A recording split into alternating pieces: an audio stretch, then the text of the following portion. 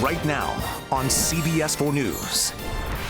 We're live on air and streaming on CBS News Miami. Good evening. I'm Carly Barnett in for Elliot and Lauren.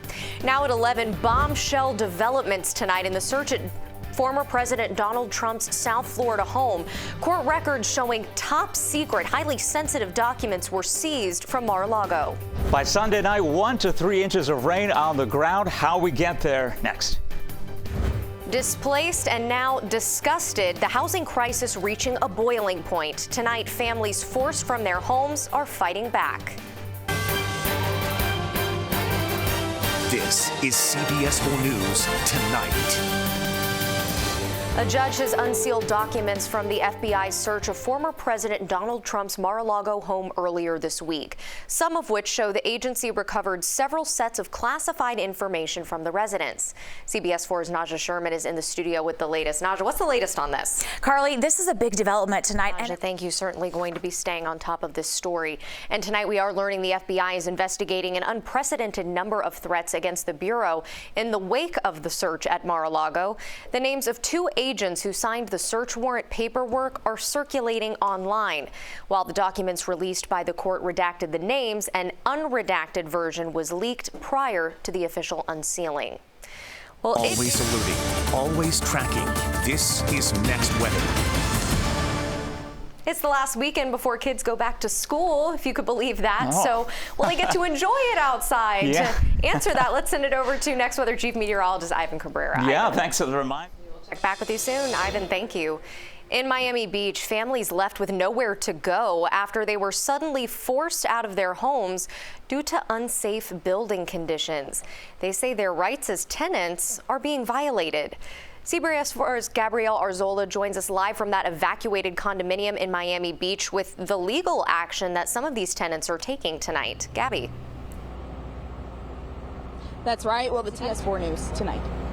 Gabby, thank you for that live report. A landmark climate, healthcare, and tax bill passed in the House.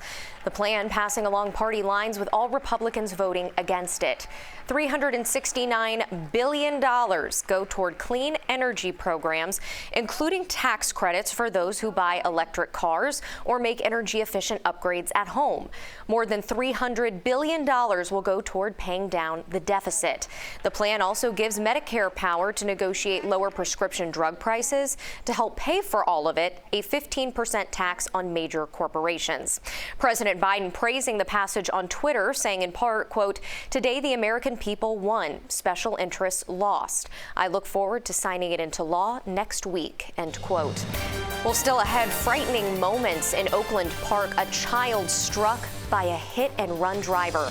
Tonight, police releasing a new clue in that case. The video they want you to see is up next. And stopping the spread of monkeypox. Local vaccine sites up and running now. What you need to know. Plus, new revelations about the heavily armed man who tried to storm an FBI office in Ohio.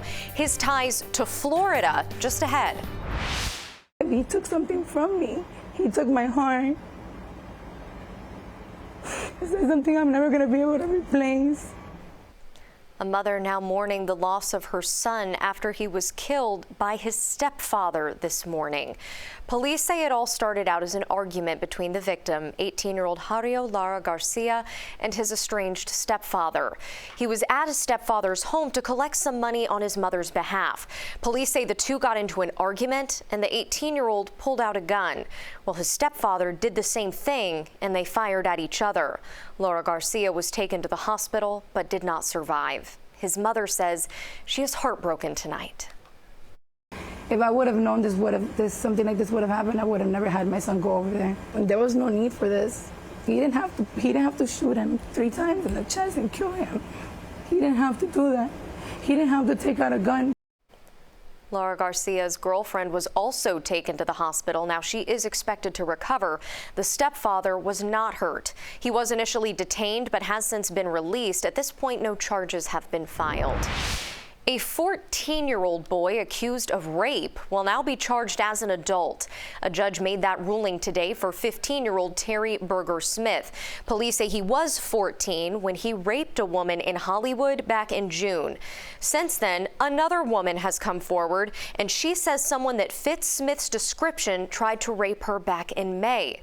Berger Smith's attorney hopes to convince the new judge that juvenile sanctions are, quote, appropriate in this case. The Broward Sheriff's Office releasing a critical clue in the search for a hit-and-run driver that sent a child to the hospital. Surveillance video shows the burgundy car deputies believe was involved in that crash. Investigators say the 2-year-old victim was reportedly walking along Northwest 43rd Street and 5th Avenue when they were hit. The child was rushed to the hospital and is expected to be okay. But if you know anything that could lead to an arrest, call Broward Crime Stoppers, 954-493-TIPS. Police have now identified the man they say rushed to stage and attacked a renowned author, Salman Rushdie. Investigators are searching the New Jersey home of 24-year-old Hadi Matar. He is accused of stabbing Rushdie several times as he was about to give a lecture in New York. Matar is under arrest. Rushdie's agent says the writer is on a ventilator with several injuries. And we are learning new details tonight about the armed man who was killed after an alleged attempt to breach an FBI office in Cincinnati. Officials revealing 42-year-old Ricky Schiffer was part of the Florida National Guard from 2008 to 2011. Authorities are still looking into a motive, but hours before the attack, Schiffer, investigators say, posted about his desire to kill federal agents on former President Trump's social media platform. Now to the latest on monkeypox and the race to stop the spread in South Florida. The first local vaccine sites are now up and running. People lining up today at Miami-Dade's 2 newly opened locations in Miami Beach and Tropical Park. One man who doesn't want to be identified says he's grateful because he's been waiting for several weeks to get the vaccine. It's gotten really bad, especially here in South Florida. It's reached a point where, I'm almost uncomfortable in my dealings because I'm worried that I may contract it. As I got to the point where I was, I put Google News alerts for me to find out the next time vaccines will be available, and I saw this a couple of days ago. Now, important to remember, both new sites do require appointments. Plans are underway to open additional vaccine locations as well. All right, Ivan, thank you. And still ahead on CBS 4 News at 11, a hero's long-awaited homecoming. A Miami-Dade officer injured in a horrific crash walks out of the hospital. What he's saying tonight about never giving up. That's next. Broward students head back to school next week ahead of the return to the classroom. CBS 4 sat down with Broward Superintendent Dr. Vicki Cartwright to talk about what students, staff, and parents can expect for this upcoming year. My number one priority is to ensure that we are providing a safe and secure environment as well as an academically challenging year for them. Dr. Cartwright says no student or teacher should be fearful walking into school. The metal detector program the district launched last year will remain in place this year. And with Election Day just 11 days away, here are some important dates that you need to know to make sure your voice is heard. If you plan on mailing your ballot, the last day to do so is tomorrow by 5 p.m. Of course, you can always drop that ballot off at any early voting site.